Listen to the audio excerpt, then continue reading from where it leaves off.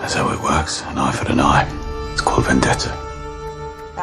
Hello FPL managers, yes, we're back again with another video for the Fantasy Premier League 2021-22 season.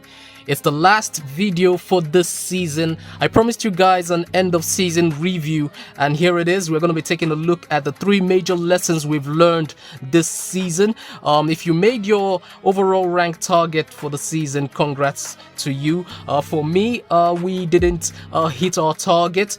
Although technically we had a better season than we did last season, but I would have preferred to have at least gotten half the rank that I got at the end of the season. But it's okay, there are lessons learned and we can use that for the upcoming season, okay? If you're new to the channel, please don't forget to like this video and subscribe. We're trying to hit 400 subscribers, so help a brother out.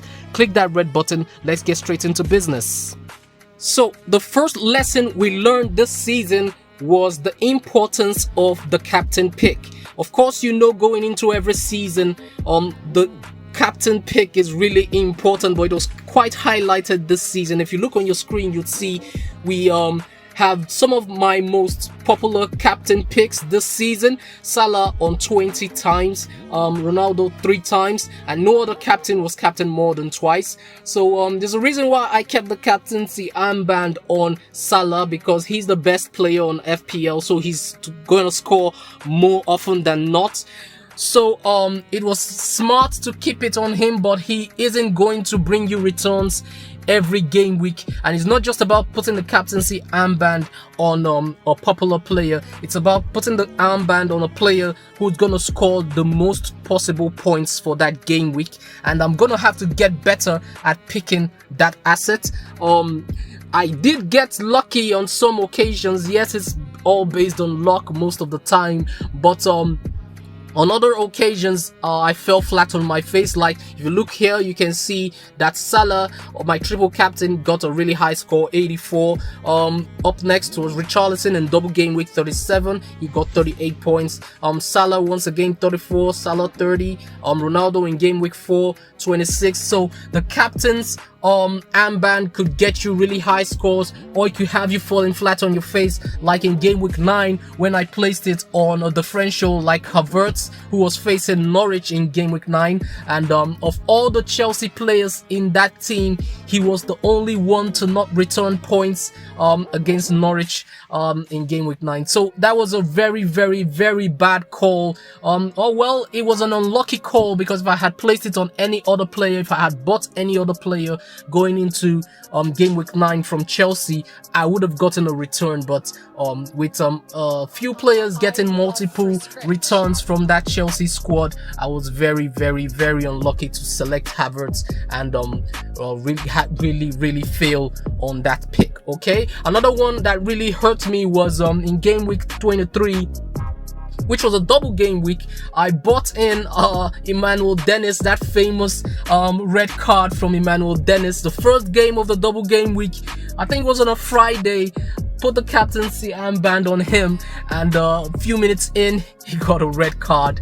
So that really hurt, and that goes to show you that the captain armband is really important. And if you don't get it right each game week of the season, you're not gonna finish very well. So for the most part, I did get a captain return 25 times. I got a captain return out of 38, so that was really good. In fact, 7 out of 38 times I had the highest scoring player being the captain, so that was good. That's probably responsible for how high I finished, even though that's not good enough for where I want to be. Okay, so if you look at the world number 1, if you look at his points for captaincy, he had a total of 770 points coming from his captain alone. If you look at my team, I didn't even crack 600 points. I was on 596. So you see that he's close to 800 and I didn't crack 600. So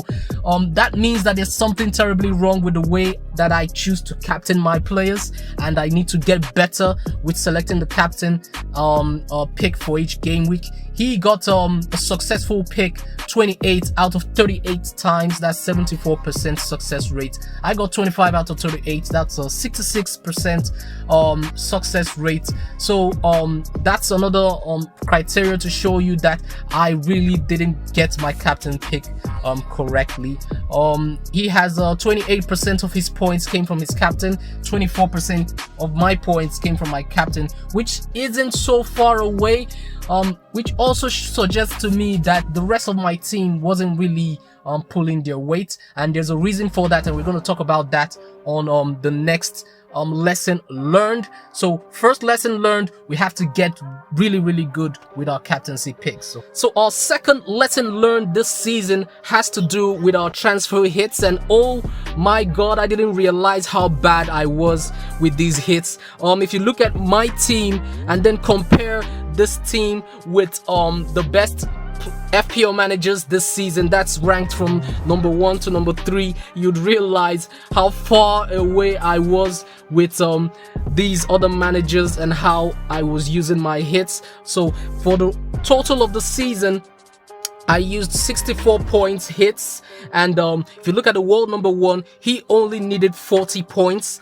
and the world number 2 only used 52 points, world number 3 only used 36 points. So either way you slice it, I'm using way too many hits. Okay, for the start of the season, I wasn't using so many hits. In fact, my first hit was taken in game week 9, and I only used hits between game week 9 and game week 16, and for the first half of the season I only used 16 points hits. So that's really good. That's in keeping with the rest of the elite managers this season. But on the second half of the season was where it really all fell apart. Between game week 21 and game week 38, I used 48 points hits, transfer hits, in order to correct mistakes or in order to try and get more points into my starting 11. So that's a lot of hits to be taken for the season. 64 points, that's a lot, and especially when you consider that the first half of the season had so few points. So if I were to take 16 points for the first half and 16 points for the second half, that would be 32 points in total, which means I doubled what I would have normally used for the season, and that's really bad. That means I was 32 points behind where I should normally be this season. So there's a reason for that, and the reason it's explained on the third lesson learned, but the main reason is because I was trying to correct the mistake I made with my chip strategy. So it's gonna the only way I can correct this next season is to ensure that I don't make a mistake with my chips at all. Okay, because if I do, especially with the wild card, I'm gonna find myself trying to compensate for that, and the only way to do that is to take hits. I did go a whole season one time without taking any hits from game week 31 to 38, just for fun, just to see how well I could finish, and I think I finished around the 500k mark, and was really proud of myself that season. But that kind of taught me how to go about FPL and how to really start well on FPL, and that's the principles I've been applying so far since that season. But really have to learn how to finish well, and that's gonna really hinge on how I use my chips in the second half of the season. Okay, so that's the second lesson learned this season, is I really need to cut down on those transfer hits. Now, this is the big one. The third lesson learned this season has to do with my chip strategy, and most especially my wildcard strategy. As for the other chips, I think I did quite well. If you compare my scores for my chips to the world number 1, I used my one of my free hits at least in game week 19 and got 71 points, and he used his second chip in game week 37, got 110 points, so that's cool. We both used one free hit chip in game week 33. I think most elite managers chose to use a free hit chip in game week 33. So I got 77 points in that game week. He got 66 points. So still kind of similar. Triple captain pick. We both captain Salah for game week 26, got 84 points. That's cool. Most elite managers chose to bench boost in game week 36. Not all, but at least most chose to bench boost in game week 36. And the world number one, he had 25 points coming in from his bench. I also had 25 points coming in from my bench. So relatively kind of in keeping with the elite managers this season. Okay, in fact, he isn't the only one I looked at. I looked at other consistent managers throughout FPL. If you're talking about Fabio Borges, you're talking about Ben Krellin, Andy from Let's Talk FPL, FPL Salah on Twitter. You know, these types of managers relatively doing similar things, but where we really differed was the use of the second wildcard chip. And when I look at all these managers, including the world number 1, number 2, and number 3, I realized that I used my wildcard chip way too early. World number 3 using his second wildcard in game week 26. I used mine in game week 23 way earlier than most elite managers. And I regret that because I was trying to catch up on the rest of my opponents on my rank, and I was trying to make sure that I got in players who had double game weeks in future while being able to do well in the game weeks, in the single game weeks leading up to those double game weeks. So I played my wild card earlier, way earlier than I should have, because I was trying to maximize points and it didn't work out too well. I played it in game week 23. I got a green arrow as well as a green arrow in game week 24, which landed me in my highest rank of the season, which was around 16k, 17k. So the wildcard itself was okay. It's just where I played it was really bad, and when those double game weeks came around, it was all downhill from there. All red arrows from 16k all the way down to where I eventually finished on 122k. To show you how bad it was, in game week 37, after game week 37, I was on 97k, and seeing how the season was going and most likely wasn't gonna get so good, I decided to flip a coin and see if I could, you know, get lucky and get the rank that I wanted, but it didn't work out, and I fell out of the top 100k. Still finished better than last season, but definitely not as good as I wanted to. So the wildcard chip really messed me up, the second wildcard chip especially, and it was responsible for me taking so many hits to correct the team. That next season I'm gonna see if I can push my second wildcard chip as late as possible and not be too slick with it. Okay, so we're gonna use the wildcard, the first wildcard, whenever we see fit. That's fine. We always start well on FPL.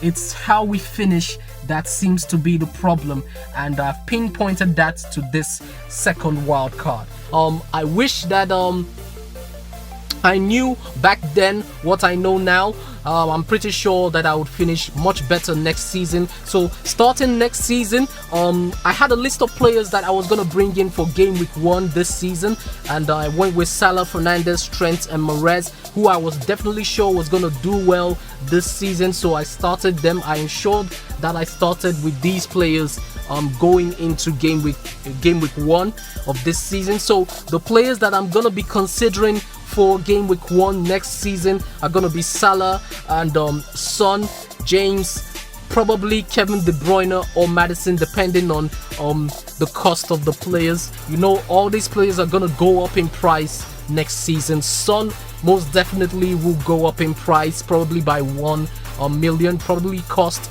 11 million next season. James also might go up by 1 million. He will probably cost something like 7.5. Trent would definitely go up. Guys like that would definitely go up. So depending on the price of these players, of course I would have to consider getting in alternatives.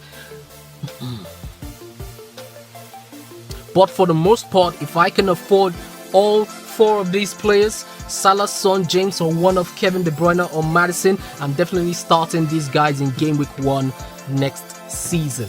So that's it for the video. That's it for the season review for FPL 2021-22. Looking forward to next season, all the new premium players who are going to be coming in from outside the league, all the transfers from within the league. Hopefully Arsenal, my team, we're going to be getting Gabriel Jesus from Manchester City, and then maybe I can consider getting in more Arsenal players in my FPL team. So that's it for the video. All I left to do is to wish you guys good luck, have fun, and I'll catch you guys next season.